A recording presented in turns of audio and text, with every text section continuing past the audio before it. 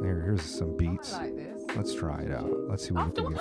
Oh my gosh, this takes me back to when my friend from university used to make me these crazy long. Speaking to the mic, let's get the mic going. You know when you back in the day before like you could give people like kind of USB sticks or like just kind of like data. It's not so much you could play it like a CD, but they give you a CD-ROM. And he After One and Flying Lotus. This is like university when Flying Lotus was still coming out, and I just remember them. You know, I wanted to kind of put just like beats on the background, just kind of set the vibe. That's what me and Late started doing when we did this. We really wanted to have like a wake up show, kind of like Sway and Tech, or Stretch and Bobbito type of vibe. And I found like the music was too loud when we first started, so I kind of just turned it down. And then next thing I know, it was like all lo-fi beats and type of things like that, which I kind of despise lo-fi beats for a lot of reasons, just because to me it feels like the modern day like elevator music. You know, like I got a lot of homies who pay rent with it. You know what I mean? Like, don't you like it like for concentrate? Oh, sorry. Don't you like it when you're concentrating, like you're doing like paper? No, I actually listen to other genres. Like, you know, like I'm a big fan of like drone and ambient and IDM and other different artists that make music that I can read to or write to or draw a picture to. So I just. I don't know. I feel like a lot of those people owe Dilla's family like a lot of money. I don't know. But yeah, man, shoot. Let's go ahead and we'll start right now. Yeah. Peace and greetings. Welcome. Mega Late Show. Yes.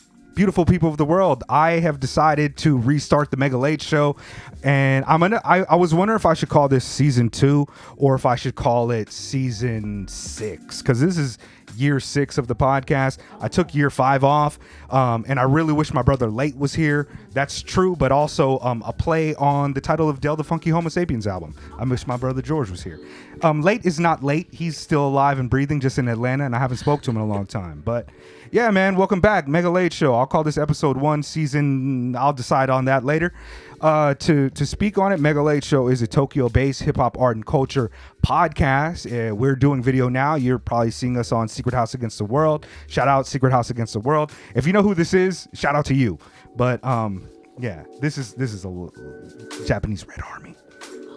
Yeah, that's kind of bad. They're terrorists in the eyes of a lot, but she's free now. But yeah. So Tokyo hip hop art and culture. Me and Lay started this podcast about 6 years ago, and shout out to De La Soul. It was De La Soul Day the other day. Our first interview was Maceo of De La Soul. I have a De La Soul story. May I jump in? Yeah, bust it. I was like, speak closer. Okay, sorry. Yeah. I was like 8 or 9 years old, and there was like this, I can't remember where, it might have been the London Carnival. No, it wasn't the Carnival, because that's like too big of an event. It was like an outdoor event, and it's happened so long ago, it's hard for me to remember, but basically someone announced like, oh, De La Soul's gonna be on stage, and then I just said like, it's just me, myself, and I. And one of De La Soul were behind me in the crowd. And they were like, hey, you know our stuff? And I was like, yeah. And then they got on stage and they were like, shout out to our little homie down there who knows. And I was like primary school. And I was like, what? Oh, that's dope. And my sister was like, it was so close, because I almost sang Can I Kick It? And my sisters were like, that's Tribe. Yeah, you would have messed up. That would have been flat. But I just went, it's just me. And I just, I don't know why I knew that. Anyway, so that's the digression. Yeah. I'm sorry. Rest in peace to Trigoi.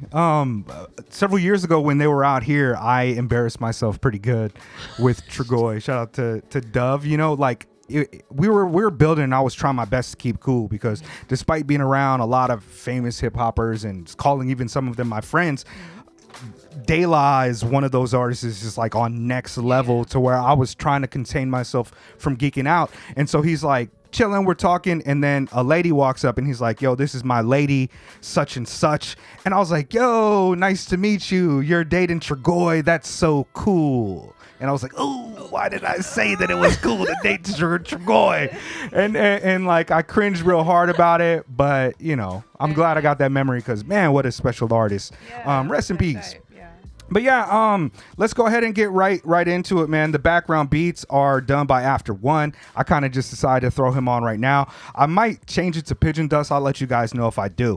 Today today I've got two special guests, as you can see on my sides flanking me here.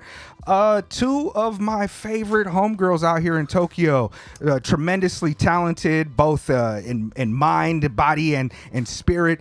And man, I've had Ktea on before. Yay. I forget what episode number, and I didn't research it, but it must have been like 2 years ago. It was during the pandemic. Okay, I mean 2 years ago. Yeah, then, 2 right? years ago. Yeah, I think it was 2020.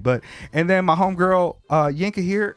Hello. Shoot, I met you probably 2017. Yeah, it was a while ago. And we've been talking about getting on. And Yeah. today I'm finding out all these new fascinating things about her that I did not know that we're going to have to talk about more in the future. She is also a radical leftist.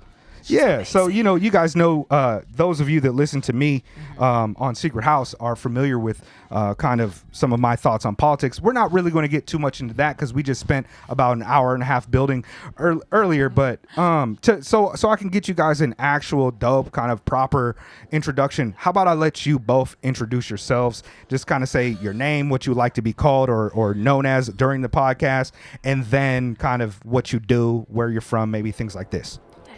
Who wants to go first? Okay. That's your good junkin'. Hoi. Oh, me? like a Oh, dog. well, she Me? won, so she gets to call it, right? Oh, you get to call Oh, it, you know yeah. what? I'm gonna just. My name is Ktea. Call me K-Dog. No, I'm just kidding.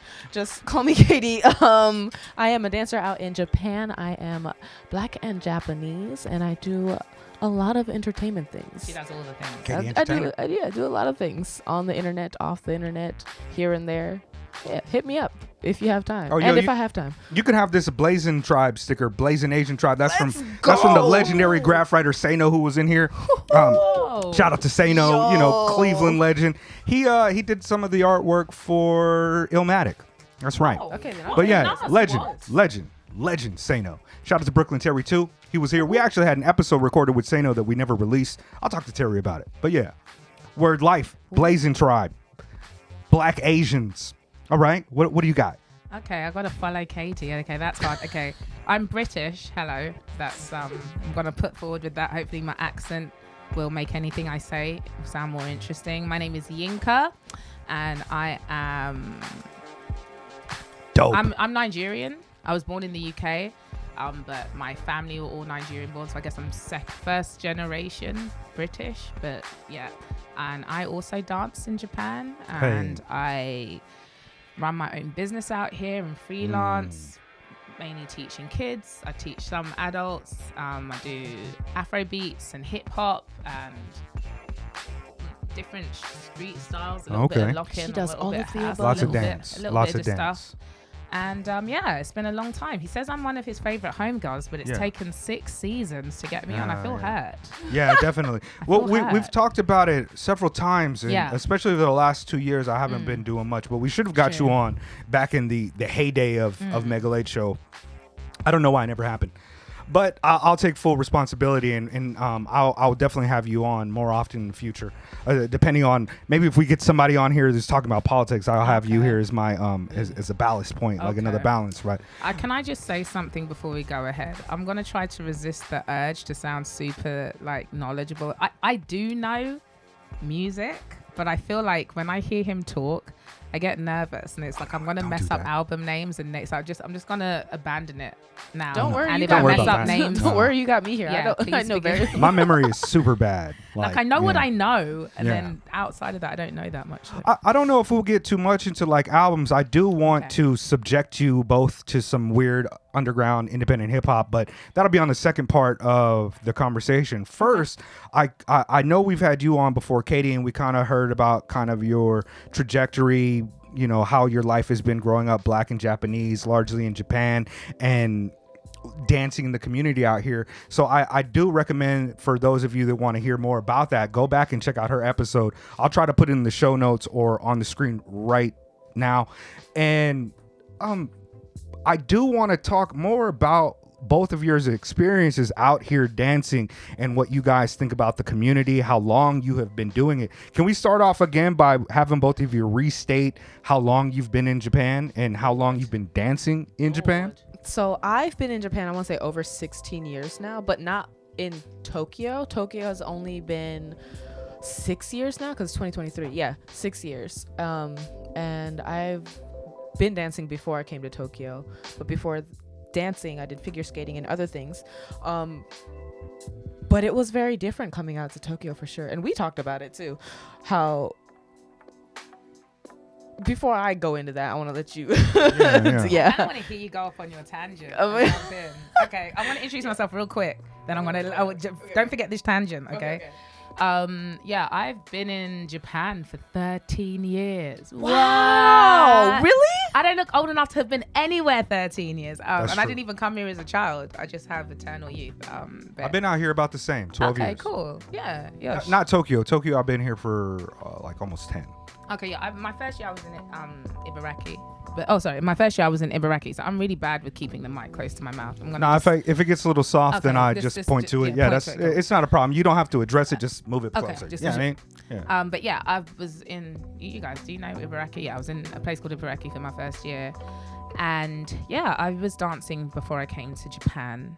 But I would say that I have lived my adult life in Japan. So after I graduated university, I kind of worked for half a year and then I moved to Japan. So I've probably only lived as a tax paying adult in Japan. So I think that's kind of informed my outlook, or I'm not sure what I'm trying to say. It definitely adds to kind of the human that you are today. Yeah, it happens like that. Yeah, I've lived in Tokyo, and particularly this apartment, longer than I've lived in any other single like residence.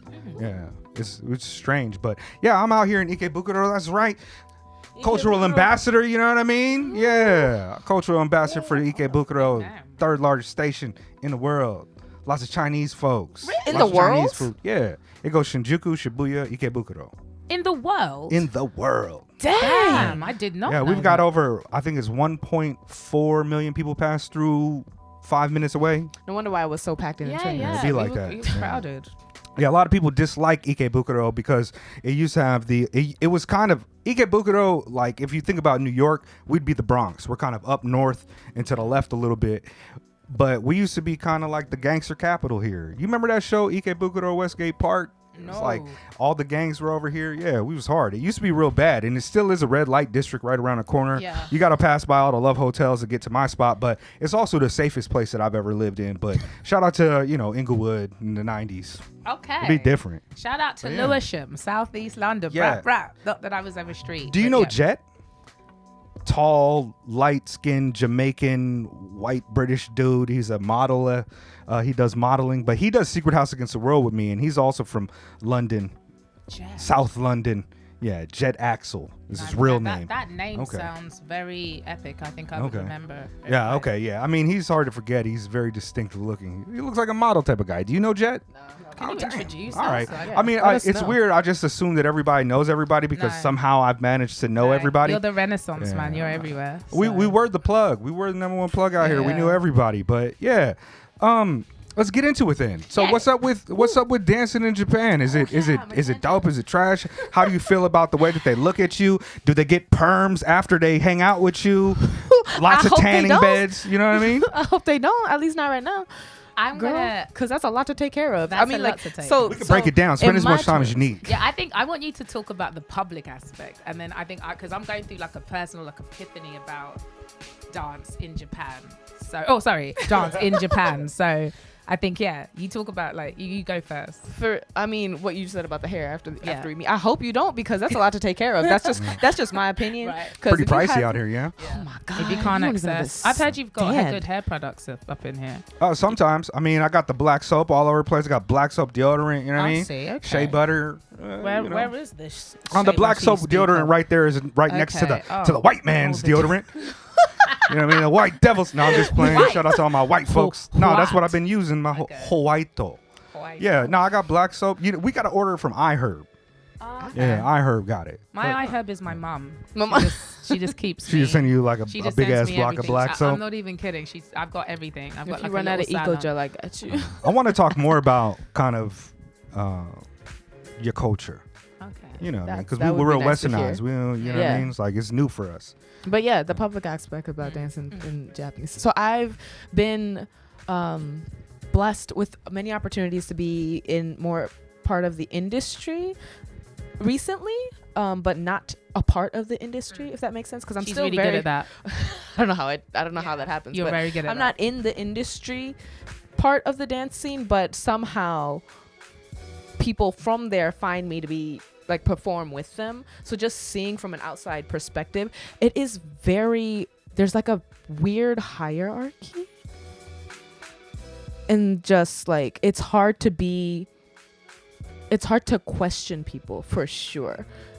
Even in a recent, I guess you could say, 舞台って何? 舞台 stage, I guess, stage performance that my friend is going through. She went through an agency, and like just the choreographer was giving them choreo. 2 other people were doing it wrong. 3 other people were doing it wrong, and they were like, no, we are right. And she's like, I don't think that's right. But like questioning that in turn, like the rest of like the month that they had rehearsals just like was trash. Just because she was like, hey, I don't think you did the moves correctly. And she was right. My friend was right. The 3 girls were not. And then like it was just the rest of the rehearsals were just like horrible. And then like the directors and like just everybody was like in on it in the back. And it does very much, it shows Japanese culture in a weird way. Like I've heard very similar things about the acting community and people who star in like the visual mediums. Yeah, it's really weird. In that aspect, I'm glad that I'm like an outsider because y'all called me in. Like I didn't have to go through anything else. So I can be that person that stands out because I'm already arriving as an outcast. I have a question for Ktea. So I've worked with Ktea before on some other big stages. It was fun. And it's always really fun. But something I've really admired about her, and I've asked her this privately before, but if you don't mind, can I ask her this publicly too? Is that I feel often, a lot of the time, there's times I'm called and I don't have to audition. I know that they have a certain look that they're going for. And it can be a blessing and a curse. So the blessing is you don't have to audition. There's the competition's it's fewer than it would be in LA or London. So you can get really big jobs just by being adequate and black, because they want a black face to legitimize whatever like image they're trying to present. Right. And okay, you can get your bag, you can get your money, but there's a way that you can feel, I don't know, it can make you feel, it can be a bit of tokenism. But going even deeper than that, I've tended to find that because this is a style of dance that derives from, it's an Afro-descendant style of dance, whether it's African American, diaspora and African Caribbean. There's an element where at the beginning, when I first came to Japan, I found that there was like this welcoming, like you're almost the legitimate thing. But there's almost like a weight of expectation. Like I was really young when I came here, and I'm still I came here to grow and to learn, but there's this expectation that because you're black, number one, you're going to be better. And in some cases that is true. There's something that we have intrinsic things that they don't have, that they don't have, but also you stand out, and just the scrutiny of that. But then when it comes to big commercial shows, a lot of the professional dancers know that you were there. You weren't at the audition. They don't see you at the other big stuff, but this is something which is set in America, or it's got a certain international look about it. So you're here, and there's a way that you I felt this almost crippling anxiety to prove myself. And in doing that, it's almost like, the thing that we're supposed to bring, that I lose it. But every time I've seen Ktea, and I don't know if this is a thing because you're completely bilingual, because I always panic in those circumstances, like, oh my God, I hope I pick up everything, because they're speaking at like a rapid pace. And I don't want to at all be the one bringing up the rear, you know what I mean? But I've just always noticed that Ktea can just exude what seems to me like a genuine joy and relaxation, even to the point she don't even show up to all the rehearsals. She's like, look, this is these are the rehearsals I can make, and that's has to do. And literally, I don't know where she's at, but for me, I'll be like, there'll be like 7 rehearsals. I'm like, I'll be there for 8, like seriously. But she'll be like, I can make 4 rehearsals, and they'll take it. But the thing is, she'll show up, she'll do the work. She's not like she's slacking, but she seems completely relaxed. And in that context, like compare it to the all black production we did last summer, I felt completely at ease. I never once felt that anxiety to prove myself. It was at home. But in those contexts, I I kind of end up not really enjoying the experience, even though I know it's like a significant one, like the stage is huge. How do you do that? How can you come and just be yourself and be just present and not feel this weight of representation? So there is one big performance that I had that feeling, and it was the Paralympics. It was. I You wanted were in that the gig. Paralympics? I was so Word? sad I didn't Girl, get I was it. like, where is she at? I was I didn't looking see for that. my shime. I know, man. I was looking for my other side. I I was like, where'd she? sad. I was upset. So But I got the BBC that summer, I know, so I and was like, okay, I was God balanced it out. Yeah, for sure. Excellence. I mean, that's wild. I know y'all be on TV and stuff and all this, but I mean, You don't understand how Mhm. happy I was to see you on that BBC thing. It's Okay. all her. Let's go. I didn't know you were on the Paralympics Yeah, joint. was. I got to be part of Yeah. the Paralympics thing, and honestly, that was one of the ones that made me feel that way, like with the anxiety and stuff. I wasn't able to fully enjoy it for some reason, and I didn't think I questioned it too much. I just let me feel the anxiety for that moment because I don't feel that much. But usually, like you said, how do I be my genuine self? I think one thing for you in particular, because there is a language barrier and not knowing what everything is saying, especially when how they talk and the speed that everybody's going through everything, that definitely makes you anxious. But for me, especially if we're being called in, you need me more than I need you is my stance.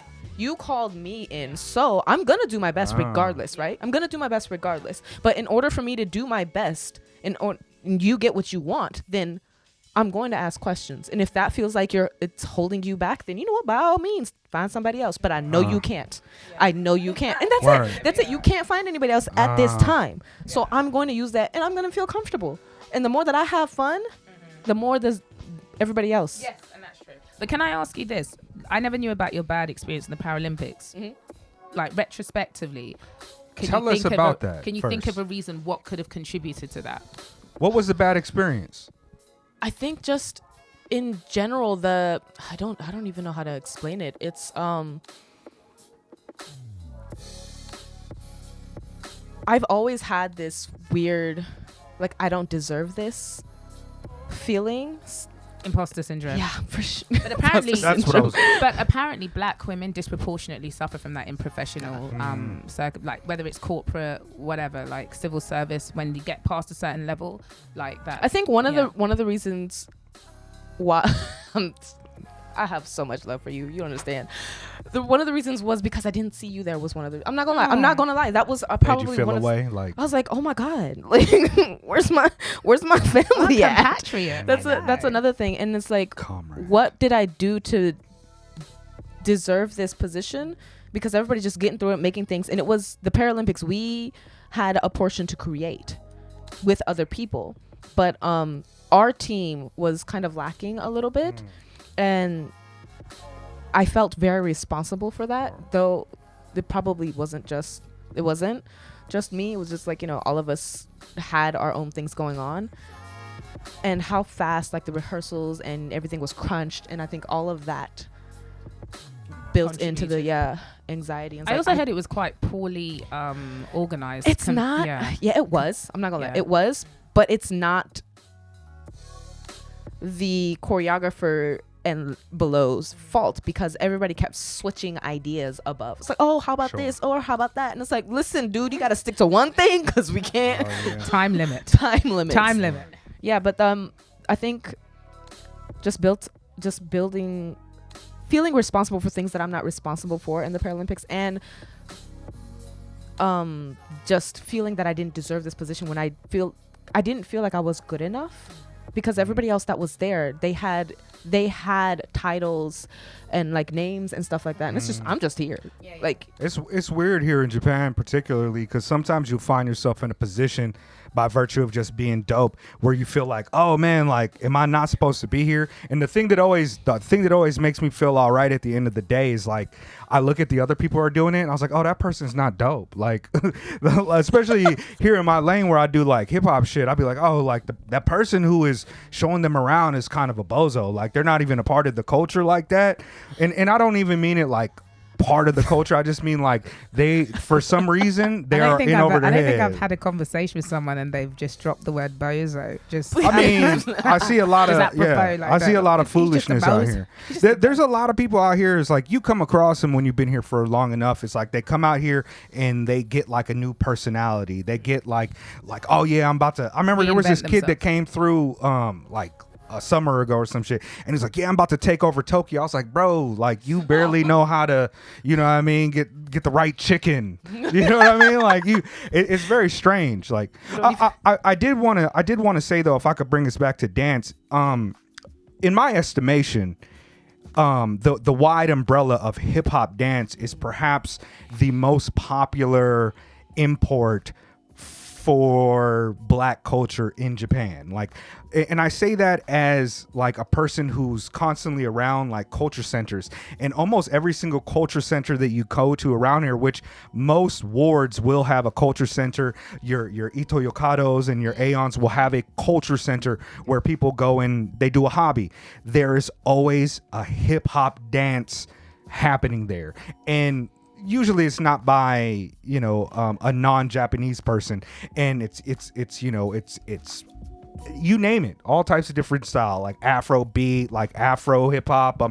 I don't even know the names of these things because I'm just a simple-minded b-boy, but it seems to be the most popular aspect of Black culture that, in my estimation, outside of, you know, I don't know, hip-hop, like some of the music.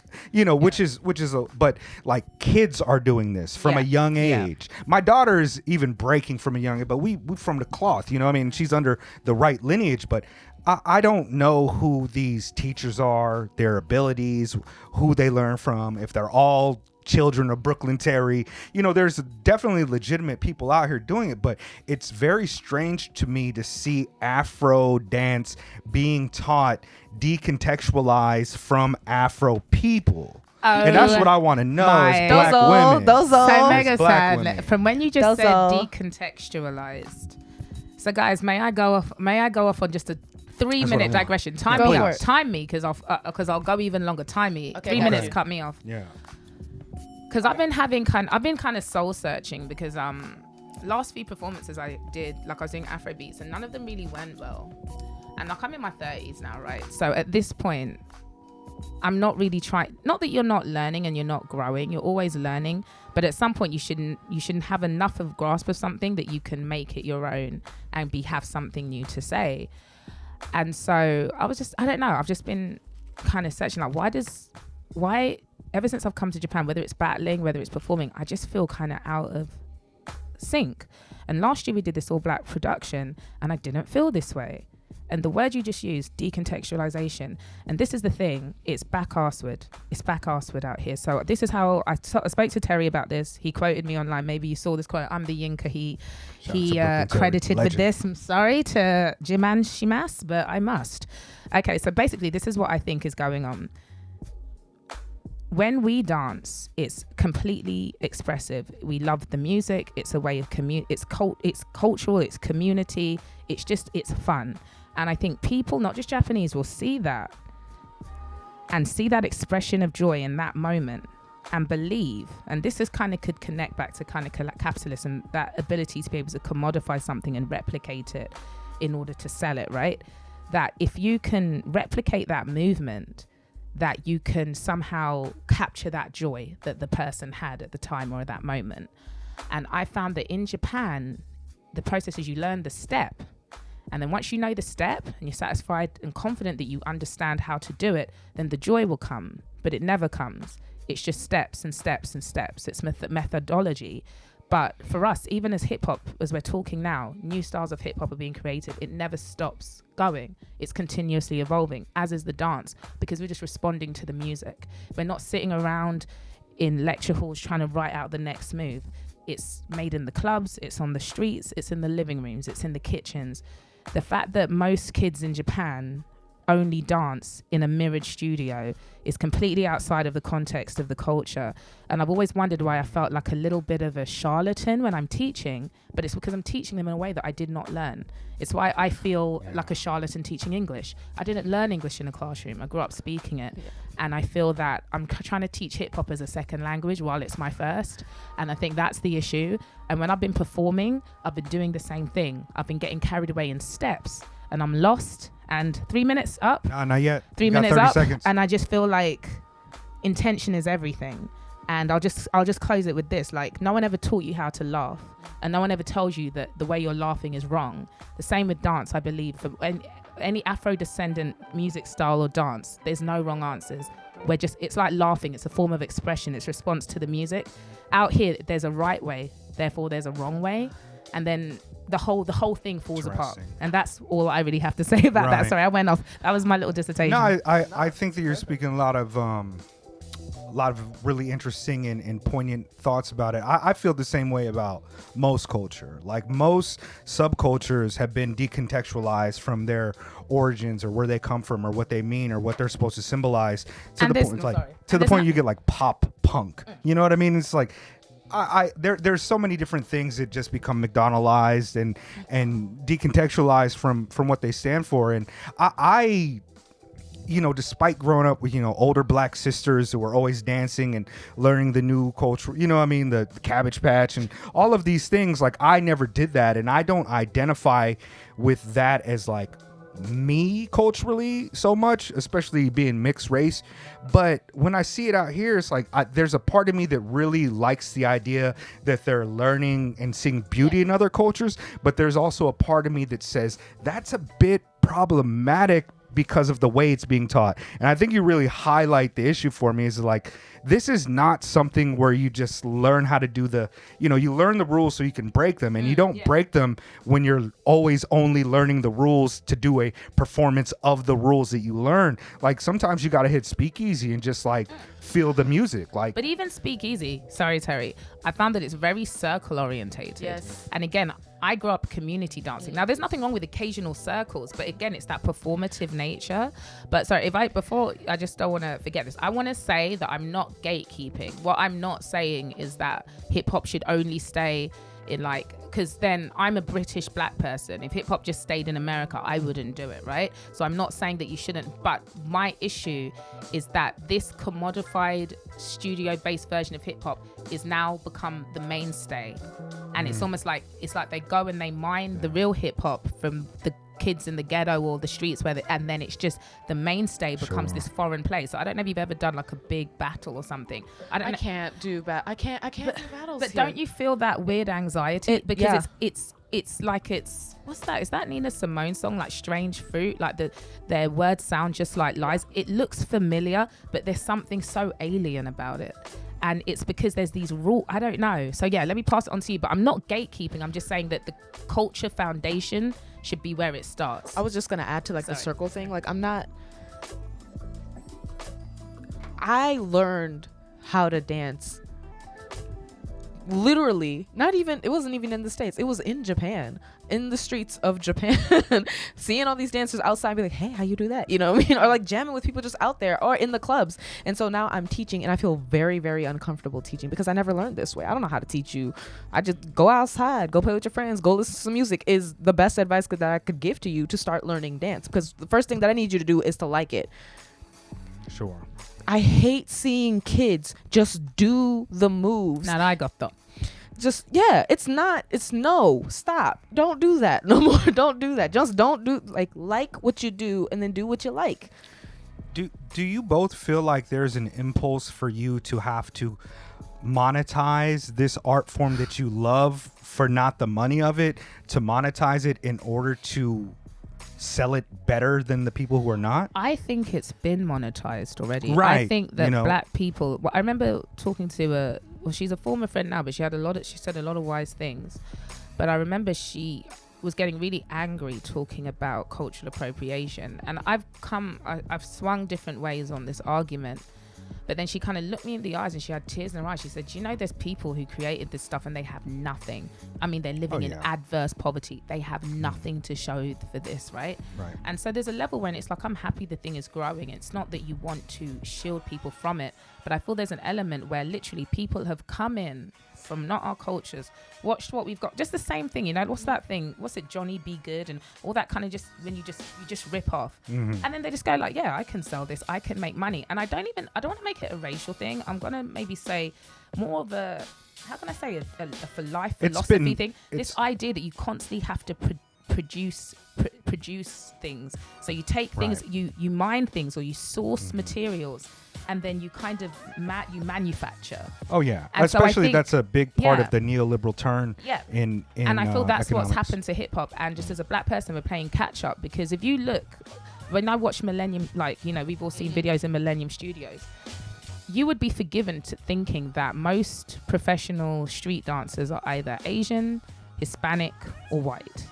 I think that when I watch like those, and I'm not saying that's everything, the choreographed videos, but there are black people there, but they're not overwhelming. Yeah. But if you were look to at any Michael Jackson video, but if you look at like a sumo wrestling championship, you've got foreigners, right? But would you ever look at that and be like, I wonder if this is a Norwegian body, you know, is this a Norwegian art form? Yeah. And this is what I'm trying to say. Like, I'm not trying to gatekeep, but I think we're so used to the things that we make, kind of, I don't know. Do you know what I mean? That sourcing, that just sourcing stuff. It just feels like it's constantly being sourced and manufactured elsewhere. And when the big money comes in, we're not the ones getting it. Well, right. Everything that's beautiful and free and inherently radical has to be taken, commodified. I mean, that's what we create. Like, capitalism will create new markets. Like, now we're selling pictures, like digital picture ownership, for, you know, NFTs as a thing, and we always create new markets. And so, like, I'm not surprised in you know, the biggest song, or the first song that became a huge hit in hip hop was one that was done like looking at the culture, figuring out how to replicate it, getting a band in there to play a break, and we got the Sugar Hill Gang. And so in retrospect, we see that as like this really great moment in hip hop, but at the same time, it was a bastardized version, a carbon copy of what the actual culture was doing at the time. I heard a similar story about Bob Marley. Apparently, when he first came out, apparently what we know to be like the reggae, apparently that's like a really watered down version. And there was like a he used to, I can't remember the name of the group, but he used to like jam with the group, and they actually splintered off because they're like, this version that you're making to market to the West, we just can't be behind it. And so if you look at like that moment in hip hop is like an integral part of hip hop culture and black culture, then you must include the kind of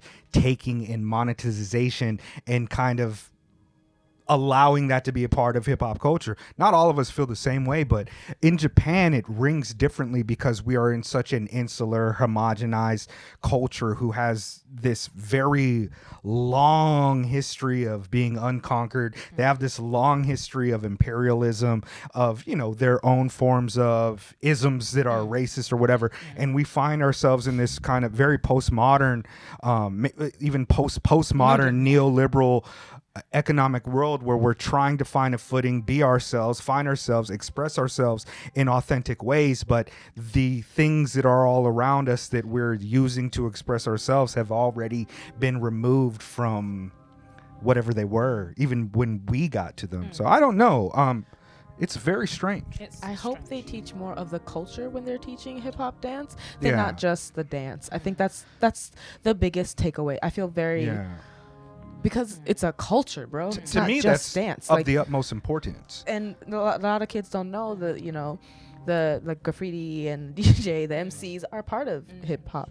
Like, when I see these kids go to the clubs and they're just standing there is what throws me off. Or they're standing there, or they're completely banging it out. And that's the thing. It's like, there's an element, living in Japan, we have to adapt because they didn't grow up in the context we did. So there's an element, I don't know what to expect, but something, I remember once doing this battle, my friend, when you know Dance at Live, they used to, I don't know. Yeah, Dance at Live. But my black friend came to support me back in the day when I used to battle, and they were playing some tunes, bro. It was just wall to wall Jade, and they were playing some jams. And me and her were just shucking, waiting for my turn. And she was like, Yinka, you're going to do great. And I'm like, how do you know? She's like, these people don't love music. I'm like, how do you know? She's like, look around. Not one person is bobbing their head. Room full of professional dancers. There's such a disconnect. Now, I think the thing about Japan, I've even noticed when I teach kids, I'll be like, freestyle. And they'll be like, what does that mean? I'm like, it just means you do anything you want. And sometimes, I don't know if you've had this experience with kids, they'll just start acting crazy. Like, and I'm not saying like, you shouldn't express yourself freely, but I'm just talking like really crazy. And I'm like, and something I've noticed is that there seems to be the difference between not working, but not being completely crazy is kind of lost. So for example, culturally, you love to do hip hop. It's as a kid, right? As a teenager, it's not your job, whether it's singing, whether it's dancing, but you apply yourself to it. It's its own reward and you want to get better. So you are concentrating, you're applying, but it's not work. Your parents aren't making you do it. It's not about a social pressure. But it's like in Japan, it's either you're doing it like majimeni or it's tekito. And if it's tekito, it's like this craziness. And I'm like, for us, it's something in between. It's not work. It's not schoolwork. It's not homework, but we're intentional. But the intention is just from a love of something. And I'm not saying there's not kids who don't love it, but in Japan, I see a lot of practice. And as a dancer, I've often felt like really, if I don't do well in a performance, my biggest fear is that people think I haven't tried hard enough because everything here is about effort. Yeah. And I'm not saying that you shouldn't put some effort in the things you love, but it's a lot of the time when I see dance out here, and God forgive me because, people, please don't come for me. I just kind of feel like I can concede there's a lot of effort that's been put in. Yeah. But to be honest, I'm only usually really moved when I see other black people dance. And they don't even have to be professional. I'm just talking about in the club, just jamming out, just getting it. Yeah. One thing that I used to really think a lot about and kind of think was of tremendous importance in these kind of traditions was immediacy. And I mean it in the sense of like the anarchist tradition of gratuitous play. And to be immediate is to be less mediated by the type of things that would stop you from just doing, right? So when we dance, we're removing that barrier. Like when you get truly open and you start dancing and having fun, that barrier of wondering what people are going to view you as is something that kind of disappears. Sometimes you just get open, you feel it. And in that moment, in that immediate moment, that's where the new spontaneous orders emerge. That's where you find that you can do a different move or it works differently. If you're constantly thinking about, I have to do this move and then followed by 1, 2, this move, this. And if you're learning under that type of thing, then you're always being mediated by thoughts of how the formula must play out. And at all points of a party, most people are not thinking about the formulas. We're having fun. You hear the music and you move. And I think that's why, I think it's also why dance is so popular out here, because music speaks to anybody that has, a glow inside of them or a soul. Like even as children, something's playing. It don't matter if it's Baby Shark or something. It moves their body. It speaks to them.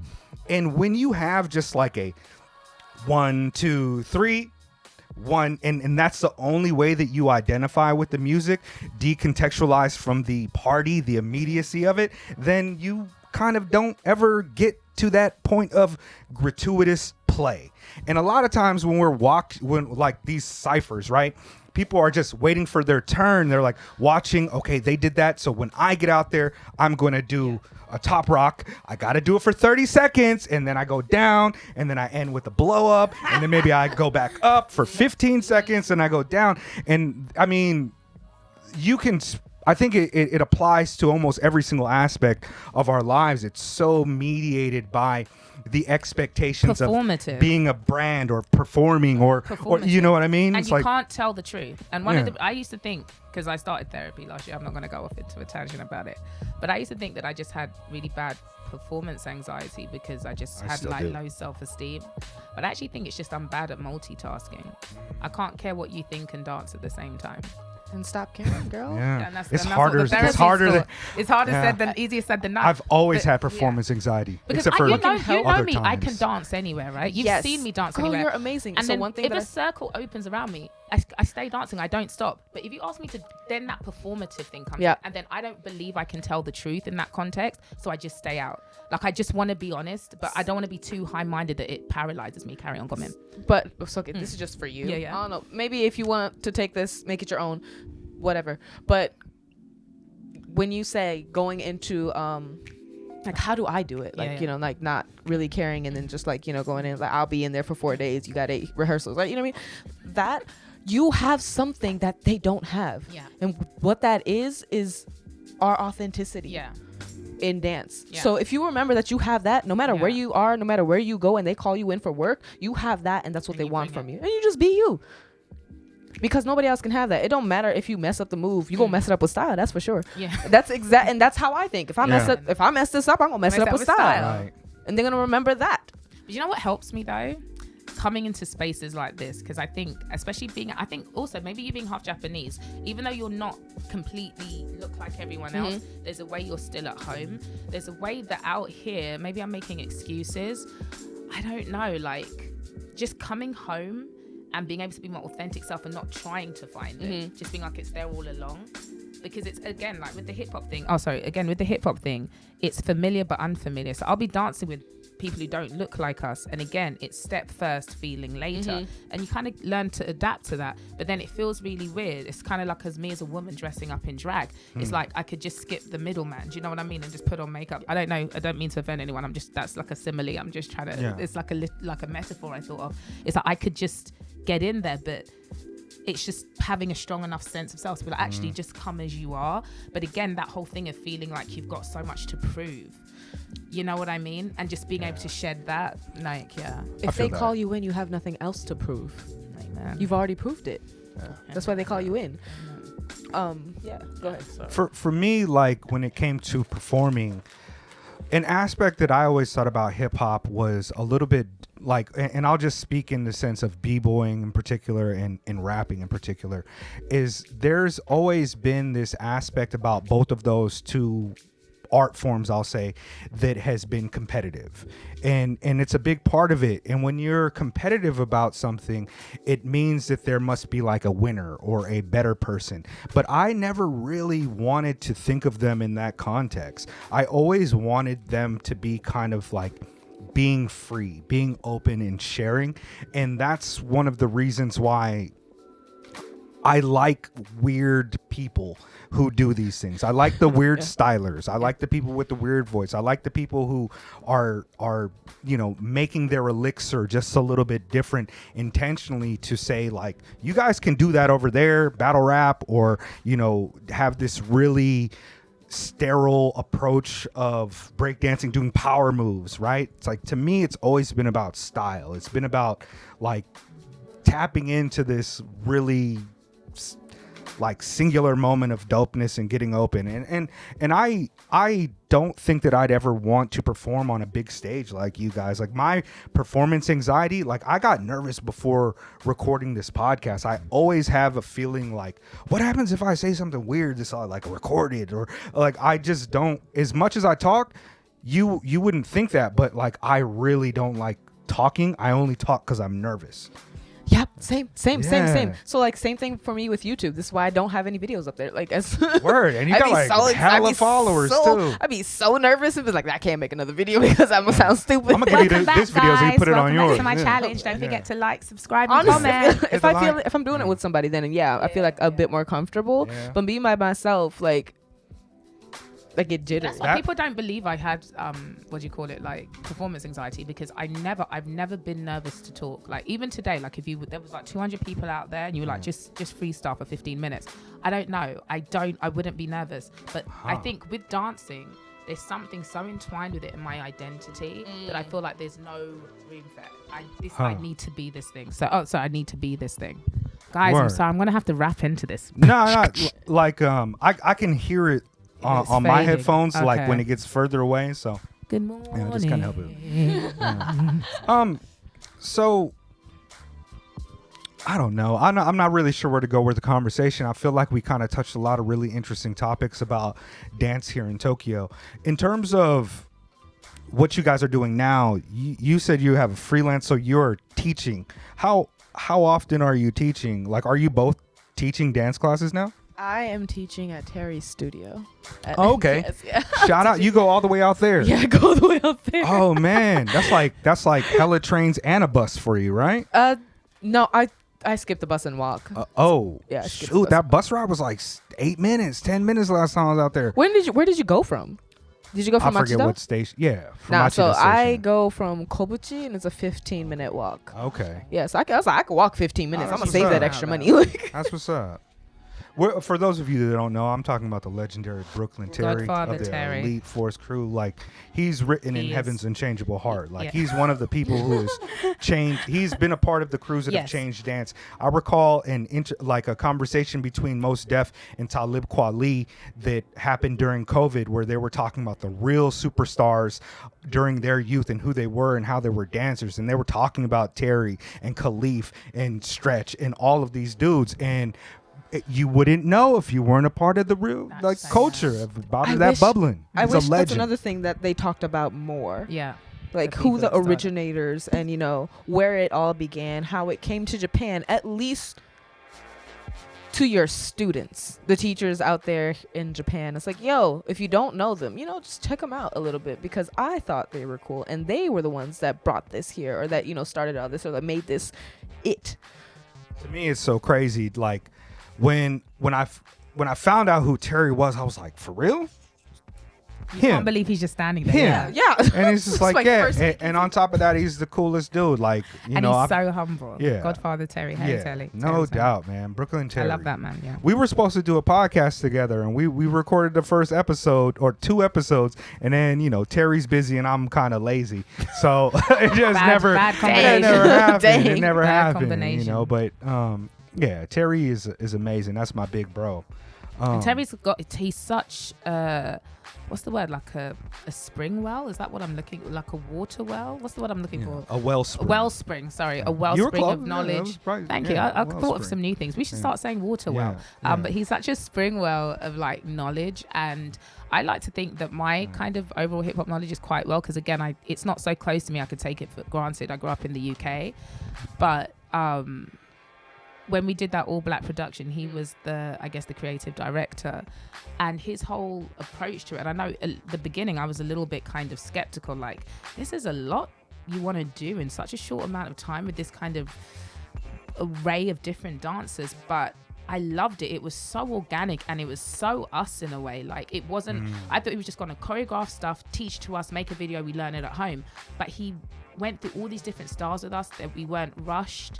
He made up the choreography kind of collaboratively with each of us. It was such a learning experience, and it still stands as one of my, if not my best dance experience. And I don't want to maybe say best, but definitely in the top 3 experiences as a dancer, not just in Japan but in my life.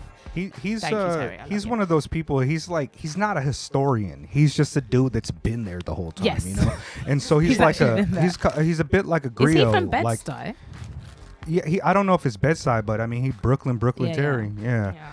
And yeah, back then, like they were doing the choreography for early Mariah Carey. Yeah. The Mo Money Mo Problems video It was for Will Smith Biggie. as well, I think. Yeah, just a large variety of them, and still to this day, like, yeah, I don't know if the news. Yeah, I'll just keep my mouth closed about the upcoming news. But shout out. The new. Yeah. I've got a few questions that I'd like to ask both of you, and as I begin to record Mega Late Show again and get back on it, I'm sure I'll have you both back on more in the future, as perhaps guest hosts, or even just come back to talk about other things. Can I just be here with y'all having Yeah, conversations? Because I no just doubt. love listening to Yeah. y'all talk. You know what? In Sorry, I'm fact, talking too I was thinking about, I knew I couldn't replace Late. I could never find somebody who had the same kind of rapport and similar music taste, more pop rap than me, and it was impossible to find anybody. But I was like, man, it would be dope if I had some strong black women to kind of co-host, just to kind of balance it out, so it's not all straight mega goon maneuver episodes. You know what I mean? Like, I keep my tongue tucked a little bit differently when I'm around the ladies, Yes. out of respect for my mom and my sisters. Yes, You know, what I'm saying? amen. They raised him right. Yeah, I try, but otherwise, it's goon maneuvers 100%. I do have a couple rapid fire questions. Okay, rapid fire. Cool. First, I would like to let people know about an event that is happening on people in Tokyo, an event that's happening on the 11th of March, which is next Saturday. It's called Let's Talk About It. The Let's Talk About It event that I've been helping to record and running at the Legacy Lounge is going to have a larger event happening with a variety of people. Black Lives Japan, the Speakeasy is involved. This is a Legacy Foundation event. Diaspora, which is Japanese diaspora type of stuff. It's going to be happening. We're going to be talking about mental health. It's called Let's Talk About Mental Health, and we will have some mental health professionals there from TEL, which is a nonprofit organization out here for foreigners in particular to reach out when you're having mental health issue. They give you a lot of things to point you in the right direction. Fruits and Suits, Black Creatives. Japan is going to be out here. Our homegirl Ayana from out in Osaka, that lives out in Osaka, is going to be coming up. And so there's going to be a lot of dope people there, and it's going to be a lot of really good conversation. And of course, I'm not sure if I'm on the panel, but if I am on the panel, expect to talk about how our material conditionings weakening are one of the primary reasons for our mental health issues, and not necessarily that epigenetic idea of post-traumatic trauma that happened a lifetime ago. So I will get on that for sure. I will put a link in the bio. You do have to RSVP in order to roll through. There's only 75 seats available, and it is going to take place. It is going to be in Shibuya. I forget the name of it's called WeWork Shiroyama, which is that's real close. Yeah. I think if you it's in the Trust Tower. It's closer to if you go from Harajuku. I think it's closer. It's not Shibuya then. It's Toranomon. Okay. Oh, wait, hold on. I lied. Don't go to Harajuku. Okay. I'm gonna put the link in the bio. It might Harajuku. You might be able to hop on the Ueno line or something and slide over. Yeah, no, don't get off at Harajuku. Tokyo folks, people are out here. We would love to see you out there, especially if you're having issues yourself. There's going to be some real educated people there to talk to and point you in the right direction. I myself have been going to a mental health care professional for a while now, and it's working out. They got me on all types of drugs, but I have been without alcohol for like 6 months almost. You know what I mean? The cigarettes boost it up, but I'm not completely on my dean. Yeah, I also don't eat no swine right now. So. Okay. Yeah, without that I'm trying to lose weight. Yeah, okay. Well, I love some bacon. I love some spam. I love some, but it's very difficult. But I'm trying to. Laugh when I hear people say swine, because I always think my grandma. I think of my he's father. Such a swine. Yeah. Oh no. And you come to find, Nah. Anyway. Well, the pro-black Afrocentric brothers that I grew up around used to be fiercely against swine. That's a mix of a rat, a dog, and a, you know what I mean? I'm like, oh shit, like it was a crafted. Malcolm X, like they said. Yeah. But that just reminds me of a story. This is a bit of a digression. Please get up your rapid fire questions. Okay. When my first day at university, right? I don't know. I just used to do random things for no reason. I'd sometimes wear a hijab. It's probably in bad taste. But on this particular day, I'm a Christian, but I just felt when people asked me, because you don't have to introduce yourselves, I'd say I'm a Messianic Jew. So I was just saying to people I'm a Messianic Jew. So it's black Jews, black Muslims, whatever. Sure, I'm a Messianic Jew. And this man, maybe in my life, the most beautiful man I've ever seen. He was some mixed race man, green eyes. Probably black and Filipino. I don't know. He came up to me, he's like, "Excuse me, are you the girl?" I think he had an American accent. Like, "Are you the girl who's the Messianic Jew?" And I was like, "Oh yeah, I was just joking about that." And he was just like, "Oh," and dang. he walked off. And I was like, "Yinka, don't be lying about that." It wasn't even a lie. I was just trying to be funny. I was just trying to be interesting. Like, I'm a Messianic Jew. I feel you. Yeah. Sometimes I'd like to put together multi-syllabic type of words because you know what I mean. Make things up. You need to edit this because I think I'm going to come across as a crazy person. So that's all right. We We really want to have the audience recognize craziness. the signs of crazy people. This is actually supposed to help. Cool. So, all right. I'm also really tired, so if I've said something you don't you guys did put it down to delirium. Come up after your dance workshops, practice, or whatever you guys were doing dance-wise, which is more than me. I was sitting on the couch all day. And so I do have some questions. And then after that, I do want to kind of subject you guys to some weird music and see what your thoughts are on that. Yeah, so rapid fire question number 1. All time, and you can kind of talk about it, but try to keep it to like 30 seconds. Okay. You know what I mean? All time favorite musician or music artist? Stevie Wonder. Shit. Don't even have to ask. Alicia Keys. Okay. Number 2, aliens arrive on Earth. What album do you play for them? Tribe. Songs in the key. Which Ooh. Tribe? A Tribe album? Yeah. Does it have to be Songs in the hip-hop Key of or Life? no, Anything. Anything. Songs in the Key of Life Okay, is really either good. Songs in the Key of Life. If it was a hip hop album, it's Chocolate for Water. No, like chocolate, like like Water water for for chocolate. Sorry, common. If it's Got some if I Dilla have on to, there. if I have to do a hip hop album, but Oh wait, I want to change mine. Who? Shit. Who was it? The aliens are getting upset. It's either Tribe or Arrested Development. Okay. oh Yeah. Tennessee. Or Tribe. Okay. Favorite animal? Cat. pigs because no one likes them. Yeah, they do get a bad Yeah, rap. they I get a mean, that's bad what I rap. call police. And really, I rock with the pigs. They're incredibly smart animals. You asked this question to everybody? No. Okay. I I was gonna kinda- say because I can't wait for somebody to say like iguana or something. Yeah. Okay, I mean, yeah, word up. I want to hear it too. Okay, if you could have any superpower, what superpower would you have? Teleportation. Teleportation? Dang, she took it because that's. I mean, you could have the same one. Yeah, Y'all could- teleportation. Okay. I really hope that nobody comes onto this podcast and like, I want to be able to read people's mind. Because I'll be like, that's a fucking cop. You're a cop. Hello? And we're recording. Close that door. Hi. Bye, Ken. I love you. We'll be out soon. Look at your All right, beautiful thanks, little my face. sweet. Oh, she's adorable. I remember. All right. I've met her before. She's grown though. Okay. Yeah. If you tell me you want to so read cute. people's minds, I think that's so no, gross. I think that's listen. so gross. You- It speaks a Why lot not? about you if you Yeah. do that, right? No, you're just gonna get Or if you, also, tired. if you want to be invisible, what for? Where you trying to be? Yeah, that's like a Where you real trying to horny. be? That's a Yeah. horny superpower. It's like, You know what or I just mean? insidious. Like, what you trying to Teleportation. watch? Wait, for your teleportation, like just you, because I want to be able to teleport objects as well. Oh yeah, like Oh. a, You know what I mean? Like, suitcase and be. You don't know want what to I mean? teleport and end up naked somewhere and your Oh, yeah, feelings yeah. are out. Or like You got to know, bring everything. I'm trying with to you. travel somewhere. I forgot something. Be like, Okay. "Ooh, right Teleportation is kind of Yeah. dope. Teleportation. I think personally, I would choose like photographic muscle memory, so I could Ooh, anything I yeah. see I could do. Emulate. That's Yeah, that's amazing. pretty Look, dope. what, like That play the would- guitar or piano. Yeah. That's a dope. That's one. actually that was on like a TV show. Somebody. Well, that's they could do a that, that's right? a Forgot Marvel what it character called Taskmaster. Can do that. Yeah, it's like holographic. Taskmaster. Yeah, That's a cool. he was dope when I was a kid. He was a bad guy, but I mean, like he's still. Yeah. I mean, Okay. anyways, what is the kind of worst thing about Tokyo for you? And I don't mean to shit on Tokyo. It could be as simple as like We were they took talking out the about garbage this- cans. We were yeah. talking about this on the way. I feel like Tokyo's not representative of Japan, like London's not representative Yeah. of England. Mm. So there's a harshness, like especially people who have to endure the commute, like the commuter train. There's a kind of like a rudeness and a hardness. I've heard people from New York say the same thing about just being a pedestrian, like people are shoulder checking you. And I think people kind of lose themselves and you think everyone's an asshole, but you become kind of an asshole yourself if you don't consciously try to kind of, I don't know, maintain yourself. That was a really long response to a rapid feel fire that, I question. feel I that. apologize. I mean, I was gonna say the commute.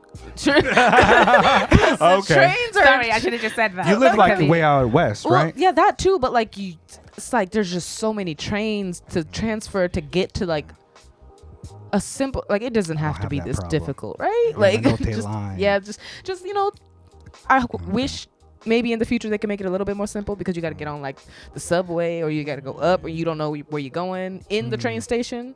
So Shinjuku's yeah, like that yeah. for me. Like I think get that's confused. Yeah. like I feel like people have already heard enough about like how cold people are, like shoulder checking and stuff. It's like, so here's something else. The train sucks. Like Yeah, I love living in a walkable city, though. You should move closer to Tokyo. Yeah. Oh, Now, it's expensive. one of the things I really dislike about Tokyo is the fact that you can't like rollerblade on public streets, or you cannot skateboard on public streets. dude, same thing with dance. They have like You can't dance in public. Oh yeah, it was like They illegal have, to dance in these clubs little, years like, ago. little like piece of paper that says you can't cannot dance dance here. here. Oh, It's ridiculous. The last time we shit. tried to I'll do dance like all a over. video Someone, yeah, shoot, these people came over. It's like, hey, you can't. It's like, Upset. don't even tell me. Ain't nothing written nowhere that says I cannot Anti-dance. dance. Yeah. And I then remember next thing you years know- ago it was illegal to dance in the club in some of the bars and After, stuff, like, right? 11. Yeah, yeah. That's it was still like a no, law.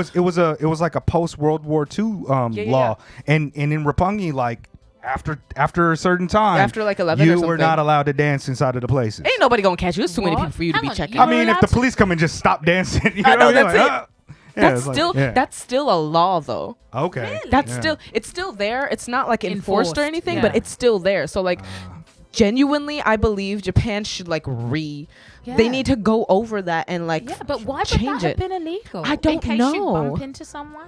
I forget. I used to I know the forgot. reason, but yeah.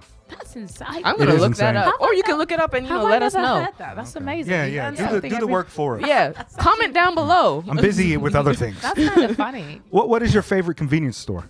7-Eleven. Closely Closely followed by Family Mart. Okay. My favorite is Mini Stop. Hey, shout out to that okay. soft cream. Yeah, That Mini soft Stop. serve ice so cream. Mini Stop, like hot foods are my favorite. Like hot foods and like foods that they make there. Like that's not just like you can grab and Okay. go Yeah. by. The foods that they have Okay. there is really I like those. Are my I like favorite. the agetori of 7-Eleven.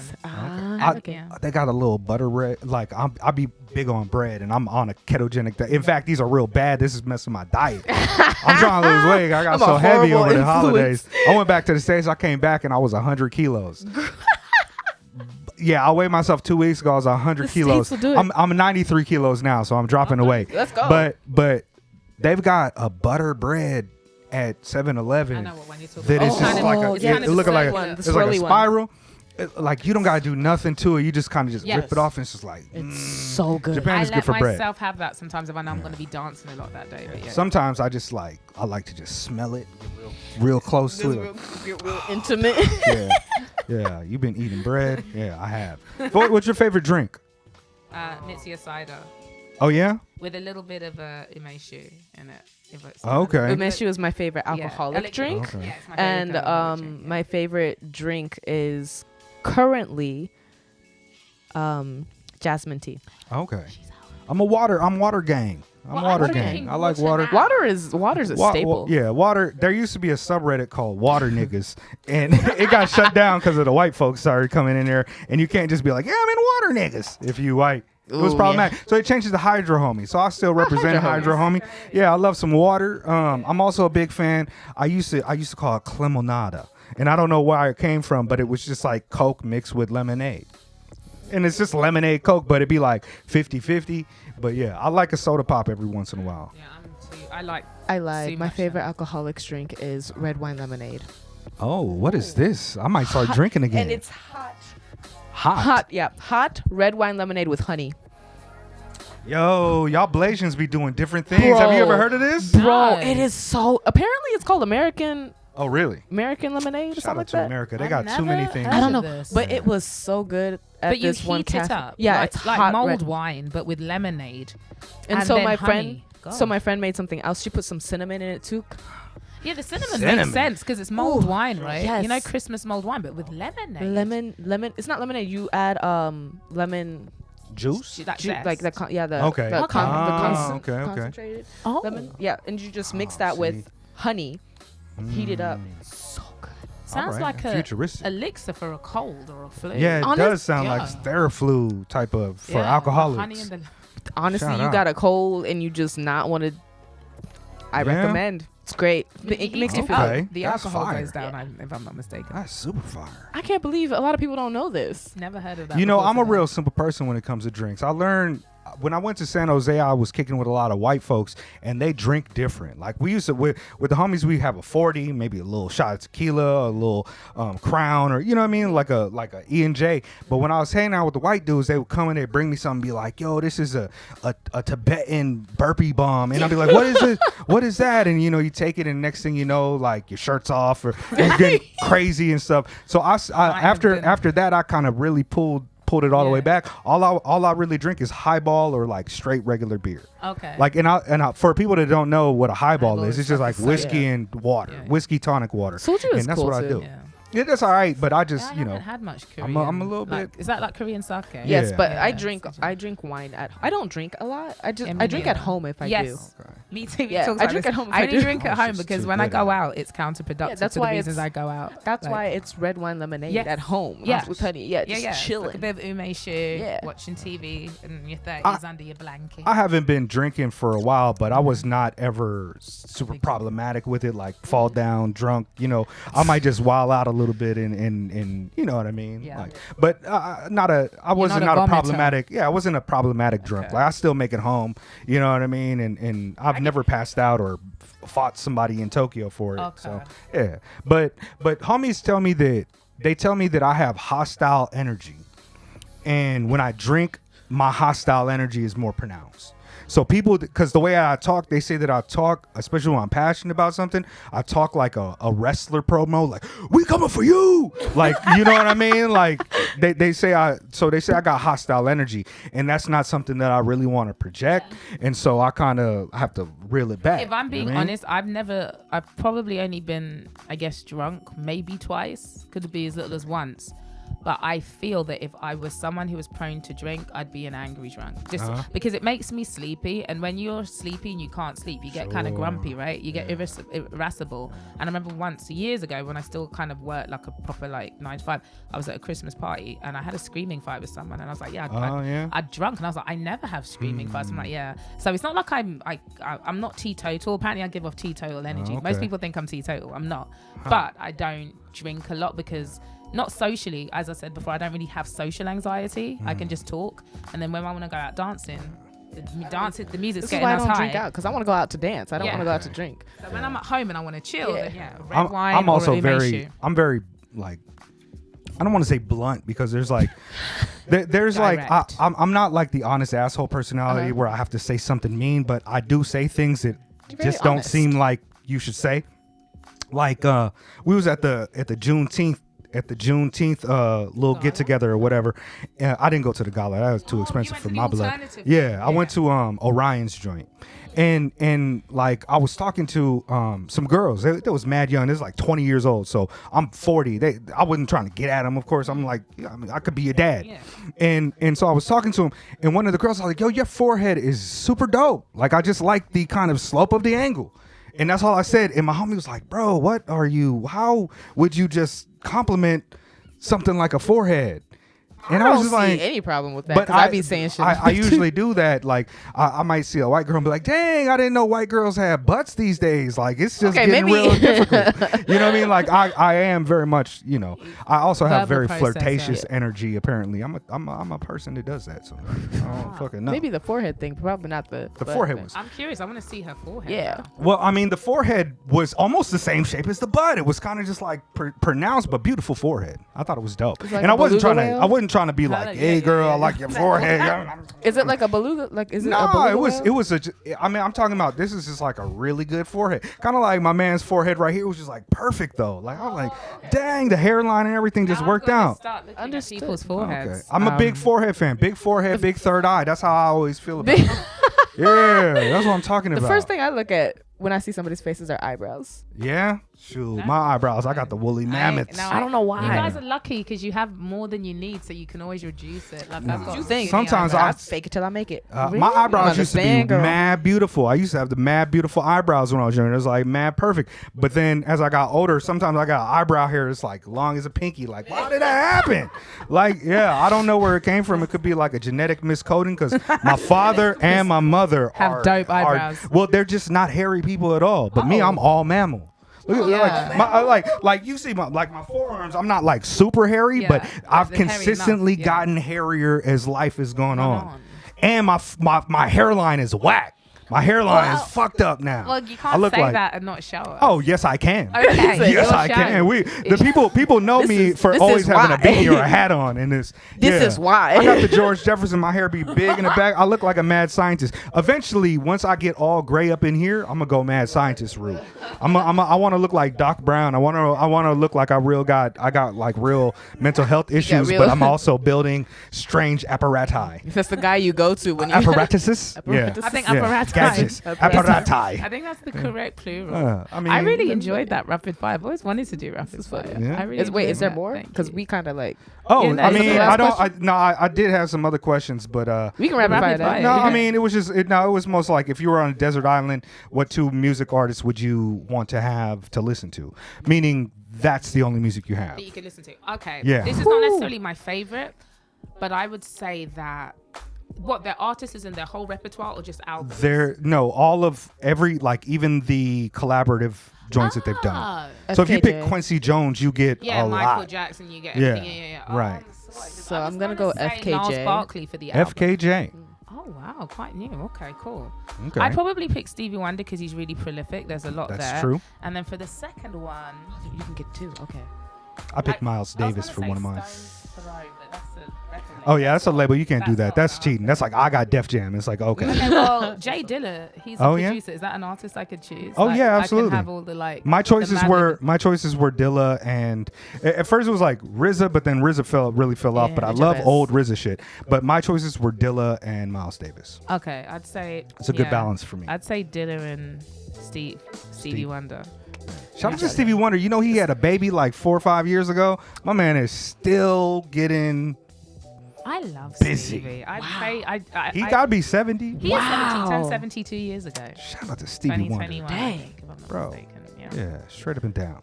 Yeah, Stevie, if you're out there, if you happen to be watching, my life's goal is to meet you before the Lord calls you home. So please don't pass away until that happens. It's a bit dark, sorry. Super dope. They DJ Spinner used to do the who comes out here all the time. Yeah, he used to do the event Michael versus Stevie, and one time Stevie Wonder called them up and was talking to like Questlove during it, and they put it on speakerphone right as Stevie Wonder had a baby. Okay. And so it was like speakerphone to the entire event of Stevie versus Michael. It was something like that, but it was beautiful. Shout out, go back and check out that episode. That's some real underground legendary shit. That's got to be 4 years I want ago to go now. back and listen to Intergalactic Soul now that you've mentioned that. Jam. I think that's it. Can we share you guys' social media where we can find you? And, Sure. And also maybe plug your, if people want to learn to dance from you. lessons. Yeah, if you want to learn how to dance, commune with the ancestors, or come to my lesson. My name is Yinka Oshitelu.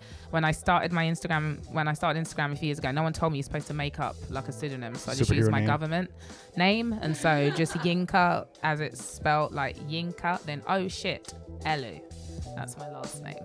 Okay, so on Instagram, find me. Mine is entertainer on Instagram, YouTube, whatever else I might have that I don't remember. It's entertainer with a 3 NTERTAIN. Yeah, the 3. Mega That's Late it. Show. Yeah. Secret House Against the World. Appreciate you guys. Stay tuned. We are going to do a kind of a reaction video for these two ladies. Yeah. Weird Whoop, whoop. music, hip hop stuff. But I gotta go pee pee. Me too. Yeah, You let's guys, do it. Osaka ni dozo. Thank you. Dozo Wow. dozo.